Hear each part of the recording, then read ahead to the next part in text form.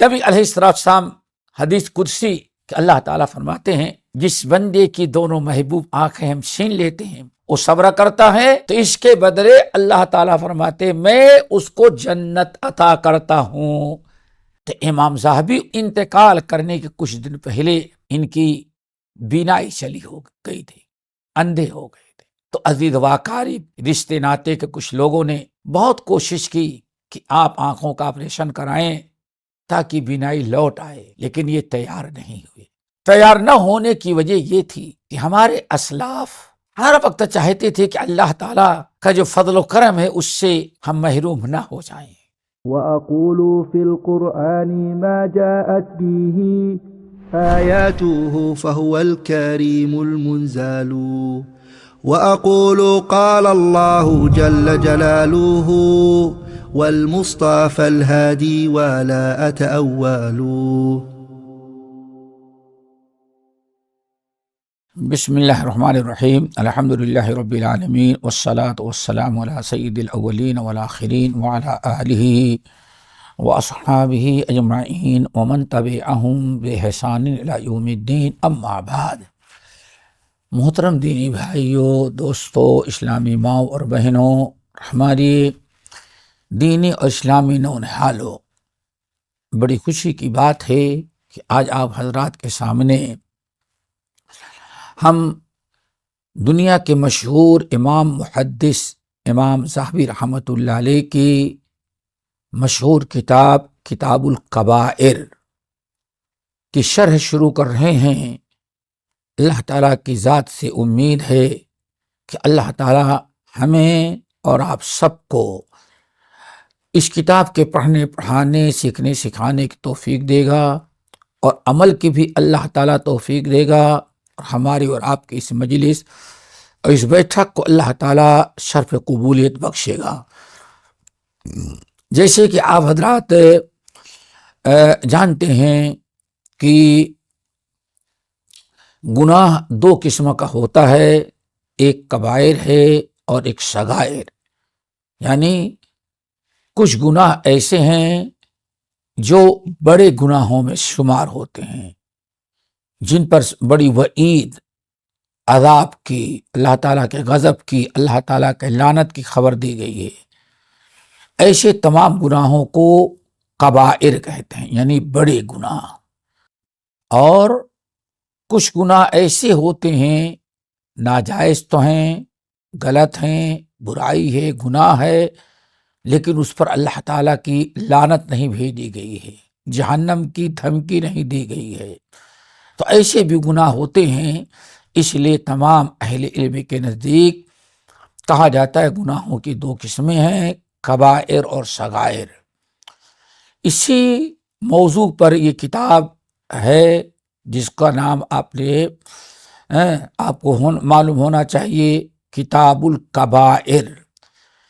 سب سے پہلے اس کتاب کے لکھنے والے جو ہیں ان کے متعلق ہم کچھ باتیں آپ حضرات کے سامنے رکھیں گے۔ اس کتاب کے لکھنے والے امام جو ہیں بڑے مشہور شمس الدین محمد بن اسحاق عثمان دمشقی ہیں، جو امام ذہبی سے مشہور ہیں۔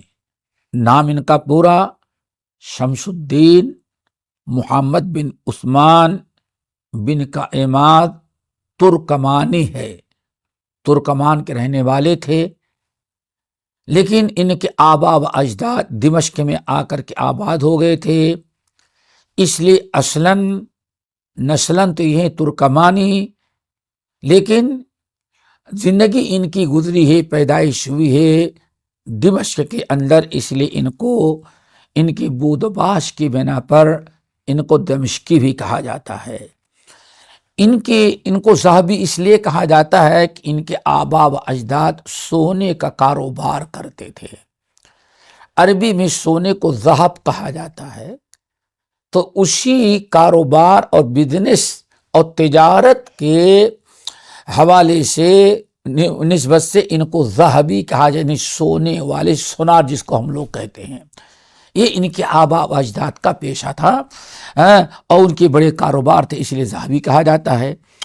ان کی پیدائش جو ہوئی ہے اللہ رب العالمین نے ان کو بڑے ہی عجیب و غریب زمانے میں پیدا کیا، جب علم کی، علماء کی نہایت ضرورت تھی، شرک و بدعت عام تھا، تو اللہ رب العالمین ان کو 673 ہجری 673 ہجری میں اللہ تعالیٰ نے ان کو پیدا کیا، اور انہوں نے علم حاصل کرنا بچپنے سے شروع کیا۔ ماں باپ کی بڑی توجہ تھی، اور علم حاصل کرنے میں انہوں نے دنیا کا ایک بڑا حصے کا سفر کیا، اور اس کا اندازہ اس سے لگایا جاتا ہے، کہتے ہیں کہ کم سے کم ان کے جو استاد ہیں 1300، 1300 ایسے علماء ہیں جن سے انہوں نے علم حاصل کیا۔ اندازہ لگائیے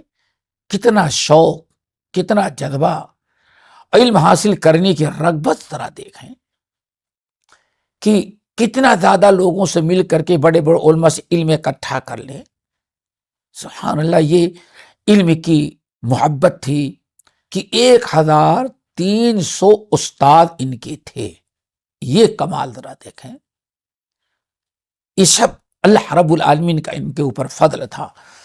اور 1300 یعنی 1300 مشائخ میں سے بڑے بڑے محدثین، جس میں 2-3 بہت بڑے تھے، جن میں سے ایک حافظ مزی جو کہا جاتا ہے، اپنے وقت کے امام و اہل الحدیث تھے، یعنی حدیث کے سب سے بڑے عالم جو رجال کے تھے، امام مزی رحمت اللہ علیہ، جن کی کتاب بڑی مشہور ہے، تحفۃ الاشراف ہے، اور رجال پر کتابیں ہیں۔ یہ بہت بڑے امام سمجھے جاتے تھے۔ تو امام ذہبی ان کے شاگرد تھے، اور اسی طرح سے شیخ الاسلام ابن تیمیہ رحمۃ اللہ علیہ کے بھی مخصوص شاگردوں میں سے تھے۔ اور شیخ الاسلام سب سے زیادہ اگر عقیدے اور منہج میں امام ذہبی متاثر تھے، تو اپنے بڑے شیخ الاسلام نے تیمیہ رحمۃ اللہ علیہ سے تھے، اور بہت زیادہ ان سے الفت محبت کرتے تھے، اور کہتے تھے کہ ابن تیمیہ کے بارے میں ان سے پوچھا جاتا کہ کتنے بڑے عالم تھے، تو کہتے کہ اگر ہمیں حرم کے اندر کھڑا کر کے اللہ اکبر پوچھا جائے، حجر اسود کے قریب یا مقام ابراہیم اور حرم کے خانہ کعبہ کے درمیان کھڑا کر کے ہم سے پوچھا جائے کہ آپ کو سب سے بڑا عالم دنیا میں کون ملا، تو میں کہوں گا ابن تیمیہ ملا ہے۔ ابن تیمیہ سے بڑا عالم میں نے دنیا میں نہیں دیکھا تھا۔ اور پھر کہتے ہیں میں تو یہی کہوں گا کہ ہم نے ابن تیمیہ جیسے انسان نہیں دیکھا عالم، اور خود ابن تیمیہ نے بھی اپنا جیسا کسی کو نہیں دیکھا۔ یہ بہت بڑی ان کی فضیلت تھی۔ تو یہی امام ذہبی رحمت اللہ علیہ ہیں، اور جنہوں نے تقریباً بڑی بڑی سینکڑوں کتابیں لکھی ہیں۔ تذکرۃ الحفاظ 4 جلدوں میں، سیر اعلام النبلاء، اللہ اکبر، اتنی بڑی کتاب رجال پر، تقریباً سمجھے کہ 20 جلدوں کے اندر، یا بعض طبعات کے مطابق 15-16 جلدوں کے اندر، زکیم جلدیں رجال پر ان کی کتابیں ہیں۔ حدیث پر بہت ساری کتابیں انہوں نے لکھی ہے۔ عقیدے منہج میں اپنے استاد امام ابن تیمیہ رحمۃ اللہ علیہ کے نقش قدم پر چلتے رہے، اور کہتے تھے کہ جہاں کتاب اللہ سنت رسول آ جائے، وہاں نہ کسی امام کی بات مانی جائے گی، نہ کسی مجتہد کی، نہ کسی بڑے کی، نہ کسی چھوٹے کی۔ اللہ کے نبی علیہ السلام کی حدیث سنت آ جانے کے بعد سارے اقوال رد کر دیے جاتے ہیں۔ جو بہت ساری کتابیں لکھی، انہی میں سے ایک کتاب انہوں نے کبائر پر لکھی، کتاب الکبائر، یعنی کبائر گناہوں پر بھی انہوں نے ایک کتاب لکھی۔ اور آج میرا خیال ہے کبائر پر جتنی کتابیں لکھی گئی ہیں مستقل کتاب، ان میں سب سے پہلی کتاب امام ذہبی رحمۃ اللہ علیہ کی کتاب الکبائر ہے، جس کا درس اور جس کی شرح ہم آپ کے سامنے انشاءاللہ رکھیں گے۔ بڑی کتابوں میں سے بڑی کتاب، ان کی وفات 748 ہجری کے اندر ہوئی، 748 ہجری میں ان کا انتقال ہوا۔ انتقال سے پہلے دنیا میں بڑی مشغولیات ان کی تھی، تصنیف تالیف کے علاوہ دمشق کے بڑے بڑے مدارس تھے، ہر ایک میں پڑھاتے رہے، طلبہ کا ہجوم رہتا تھا، ساری زندگی انہوں نے گزار دی تھی۔ لیکن انتقال کرنے کے کچھ دن پہلے ان کی بینائی چلی ہو گئی تھی، اندھے ہو گئے تھے، اور پھر آنکھوں سے نظر نہیں آتا رہا، تو بیٹھ کر کے صرف تعلیم و تعلم، طرز تدریس کا کام کرتے یا املا کراتے۔ بہت سارے بعض اہل علم نے کہا جب ان کی بینائی ختم ہو گئی تو عزیز و اقارب، رشتے ناتے کے کچھ لوگوں نے بہت کوشش کی کہ آپ آنکھوں کا آپریشن کرائیں تاکہ بینائی لوٹ آئے، لیکن یہ تیار نہیں ہوئے۔ تیار کیوں نہیں ہوئے؟ تیار نہ ہونے کی وجہ یہ تھی کہ ہمارے اسلاف ہر وقت چاہتے تھے کہ اللہ تعالی کا جو فضل و کرم ہے اس سے ہم محروم نہ ہو جائیں۔ اس بندے کی میں دو محبوب چیزیں چھین لوں، یعنی آنکھیں، بینائی چھین لوں۔ یہ دیکھنے کی قوت اور طاقت دینے والا اللہ تعالیٰ ہی کی ذات ہے، اللہ تعالیٰ ہی ہے۔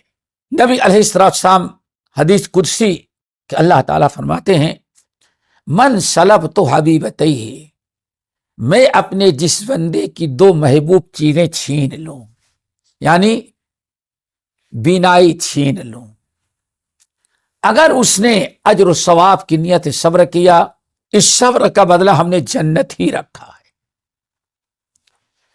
تو یہ جنت کی لالچ میں دوبارہ اپنی آنکھ کا آپریشن نہیں کروایا، یعنی ان کا مقصد ہے اللہ تعالیٰ نے جب اتنی بڑی فضیلت سے نوازا، ساری زندگی اللہ نے بینائی دی تھی، دیکھا کرتا تھا، لیکن آخر میں اللہ نے اگر بینائی چھین لی ہے تو ہم صبر کریں گے تاکہ اس کے بدلے میں اللہ مجھے جنت دے دے۔ بہرحال اس لیے آنکھ نہیں کھلائی۔ ہمارے سلف ایسے بہت زیادہ کرتے تھے۔ ابھی پچھلی صدیوں میں ایک مشہور عالم اور محدث ہمارے گزرے ہیں، مولانا عبد الرحمن صاحب مبارک پوری رحمت اللہ علیہ، جنہوں نے ترمذی کی سب سے بڑی شرح لکھی ہے۔ غالباً 1935 میں ان کا انتقال ہوا ہے۔ بر صغیر کے مشہور شہر آدم گڑھ کے مشہور علم کا گہوارہ جو قصبہ ہے مبارک پور، وہاں کے رہنے والے تھے۔ بالکل یہی چیز تھی، ترمذی کے شرح لکھ رہے تھے، آخر عمر میں اللہ نے بینائی چھین لی۔ زمانی املا کراتے تھے اور شاگرد شرح نوٹ کرتے جاتے تھے۔ امام ذہبی رحمت اللہ علیہ کی طرح ان کو ہی لوگوں نے کہا، بہت کوشش کی چلے آپ کی آنکھوں کا آپریشن کرا دیں تاکہ بینائی لوٹ آئے، لیکن صبر کرتے اور تیار نہیں ہوتے تھے۔ کہتے ایک نعمت اللہ نے دیا ہے اس عمر میں، بہت دن دیکھ چکے ہیں، اب زندگی کے آخری مرحلے میں زندگی گزر رہی ہے، بوڑھے ہو گئے، کبھی مر جانا ہے، تو اللہ تعالیٰ نے ایسے موقع پر آنکھوں کی بینائی چھین لی ہے، تو ہم صبر کریں گے تاکہ اللہ تعالیٰ نے جو وعدہ کیا ہے کہ جس بندے کی دونوں محبوب آنکھیں ہم چھین لیتے ہیں، وہ صبر کرتا ہے تو اس کے بدلے اللہ تعالیٰ فرماتے میں اس کو جنت عطا کرتا ہوں۔ بہرحال اس طرح سے ہمارے سلف کے بڑے واقعات ہیں۔ علاج معالجہ کوئی حرج کی چیز نہیں ہے، لیکن اگر انسان صبر کر لے تو یہ اجر و ثواب ملتا ہے۔ بہرحال یہ امام ذہبی رحمۃ اللہ علیہ نے اپنی آنکھوں کا آپریشن کرانے سے انکار کر دیا اور اسی زندگی میں رہے یہاں تک کہ 748 یعنی 748 میں دنیا سے رخصت ہو گئے۔ اور انہوں نے بہت علمی چیزیں چھوڑی۔ ایک تو یہ بڑی خوشی کی بات، ان کے 3 بچے تھے، 2 بیٹے اور 1 بیٹی۔ انہوں نے اپنے دونوں بیٹوں کو بھی عالم بنایا اور اپنی بیٹی کو بھی بہت بڑی عالمہ فاضلہ بنایا۔ یہ بہت بڑا سرمایہ تھا۔ شاگرد چھوڑے، اپنی ہی بھی کتابیں چھوڑی، اللہ نے 3 اولاد دی، تینوں کو دین کے خادم بنا کر کے وہ بھی چھوڑ کے گئے وہ بیچارے۔ بیٹی بھی عالمہ فاضلہ بہت بڑی، جو دین کی خدمت ہے اس کا خدمت کرتی رہے، اور ادھر دونوں بیٹے بھی باپ کے وارث بنے۔ یہ امام ذہبی رحمۃ اللہ علیہ کے کارناموں میں سے ایک کارنامہ تھا۔ امام ذہبی رحمۃ اللہ علیہ نے جو بہت ساری کتابیں لکھی تھی، ان میں ایک کتاب الکبائر ہے۔ تقریباً اہل علم کا کہنا یہ ہے کہ کتاب الکبائر میں سب سے پہلی کتاب جو آج مطبوعہ کتابوں میں ملتی ہے وہ امام ذہبی رحمۃ اللہ علیہ کی کتاب الکبائر ہے، جو بڑی ہی مشہور ہے اور جو آپ کے سامنے ہے۔ اللہ تعالیٰ اس کتاب کو پڑھنے پڑھانے کی سب کو توفیق عطا کرے اور اس پر عمل کی بھی اللہ تعالیٰ توفیق دے۔ یہ امام ذہبی رحمۃ اللہ علیہ کا مختصر تعارف تھا۔ جہاں تک معاملہ کتاب کا ہے تو کتاب اس کا مقصد اور اس کی ضرورت بیان کرتے ہوئے امام ذہبی رحمۃ اللہ علیہ خود کہتے ہیں کہ جب کہ قرآن نے، حدیث نے، صحابہ اور تابعین اور دیگر اسلاف نے کبائر سے بچنے کی بڑی تاکید کی ہے، کبائر سے بچنے کی بڑی تاکید کی ہے، اور یہ کبائر گناہ جو ہیں یہ کبھی انسان کے اعمال کو بھی برباد کر دیتے ہیں، بڑا نقصان ہے۔ اللہ رب العالمین نے قرآن مجید میں سورۃ النساء کی آیت، اللہ رب العالمین نے فرمایا اعوذ باللہ من الشیطان الرجیم ان تجتنبوا کبائر ما تنہون عنہ نکفر عنکم سیئاتکم وندخلکم مدخلا کریما۔ یہاں اللہ رب العالمین نے نیک اعمال کرنے کے ساتھ ساتھ کبائر سے بچنے کی بڑی تاکید کی ہے کہ کبائر سے اپنے آپ کو بچائیں، تب انسان کامیاب ہوگا۔ ان تجتنبوا کبائر، ان یہاں شرط ہے، اے کلمہ پڑھنے والو، اگر تم اپنے آپ کو کبائر گناہوں سے بچاؤ گے، ان تجتنبوا کبائر، اگر تم اپنے آپ کو کبائر گناہوں سے بچاؤ گے، نکفر عنکم سیئاتکم، تو چھوٹے چھوٹے گناہ ہم معاف کر دیں گے، وندخلکم مدخلا کریما، اور بڑی عزت کے ساتھ ہم تمہیں جنت میں داخل کریں گے۔ دوستو، اس آیت میں اللہ نے وعدے کر دیا کہ جب انسان کبائر گناہ سے بچتا ہے تبھی جنت میں جائے گا، اور کبائر سے بچتا ہے تبھی چھوٹے چھوٹے گناہ معاف بھی کر دیے جائیں گے۔ اس سے پتہ چلتا ہے کہ کبائر سے بچنا کتنا ضروری ہے۔ یہ تو سورۃ النساء کی آیت ہے۔ اسی طرح سے رب العالمین نے ایک دوسرے مقام پر ارشاد فرمایا والذین یجتنبون کبائر الاثم والفواحش واذا ما غضبوا هم یغفرون غضبوا یغفرون. یہاں بھی اس آیت اس سورہ شورا کی آیت ہے، اس میں بھی اللہ نے ارشاد فرمایا جو لوگ کبائر گناہوں سے بچتے ہیں، کبائر سے فواحش سے بچتے ہیں، اگر وہ ان سے کوئی گناہ ہوتا ہے تو اللہ فرماتے ہیں ان کے گناہوں کو معاف کر دیتے ہیں اللہ تعالیٰ.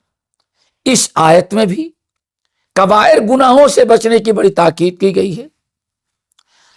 31 مقام پر سورۃ نجم کی آیت ہے، وہاں بھی اللہ رب العالمین نے کبائر سے بچنے کی بڑی تاکید کی ہے. فرمایا والذین یجتنبون کبائر الاثم والفواحش الا اللمم ان ربک واسع المغفرہ. یہاں اس آیت میں بھی اللہ رب العالمین نے کبائر سے بچنے کی بڑی تاکید کی اور فرمایا جو لوگ کبائر گناہوں سے بے حیائی سے اپنے آپ کو بچاتے ہیں، پھر ان سے چھوٹے موٹے گناہ ہوتے ہیں تو اللہ تعالیٰ ان کو معاف کر دیتا ہے.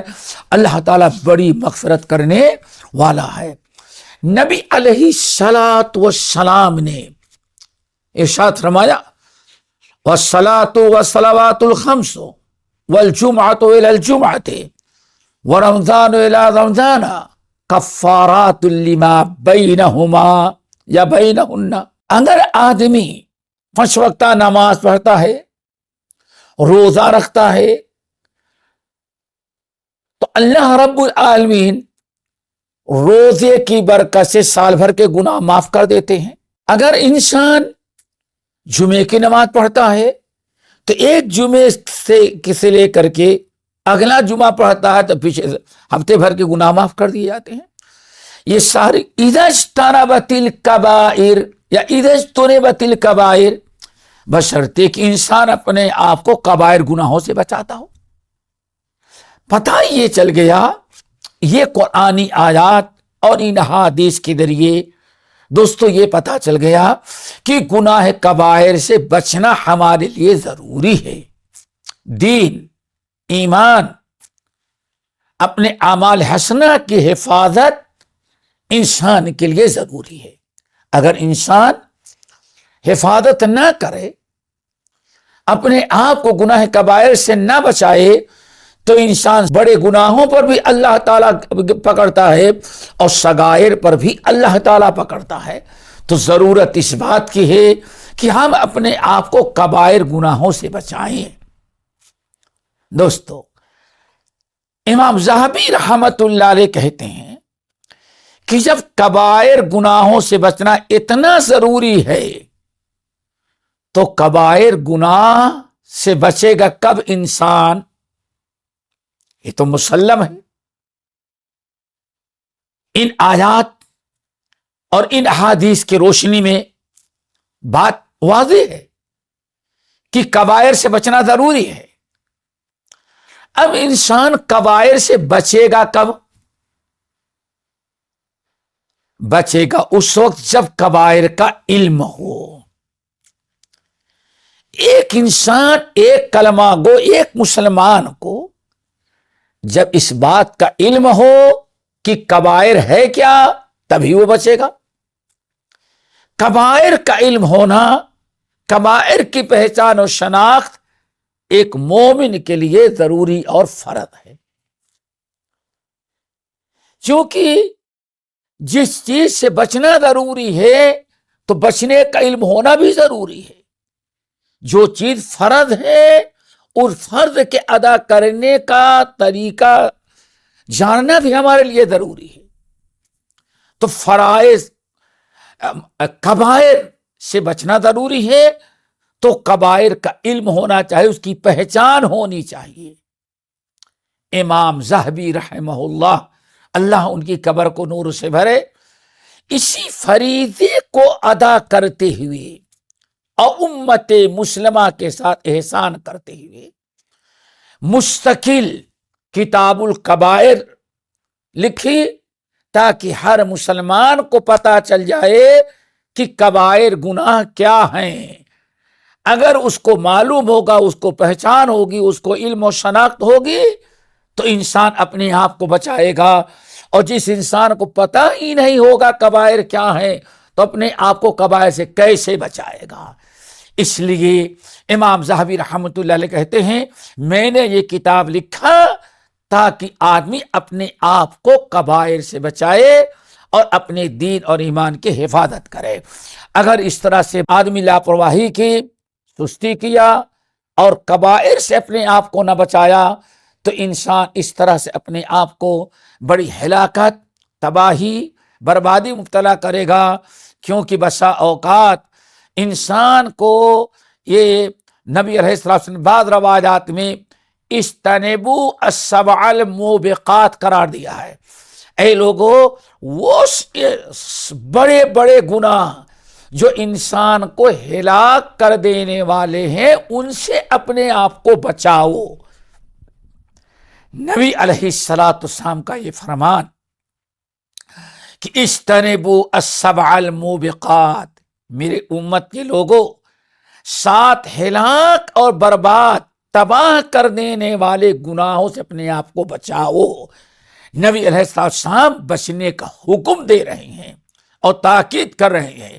اس لیے بھی اس حدیث کی روشنی میں بھی ضروری ہے کہ ہر مسلمان کبائر کو سمجھے، سیکھے، ان کا علم رکھے، اپنے اہل وعیال کو سکھائے تاکہ انسان اپنے آپ کو کبائر سے بچا سکے۔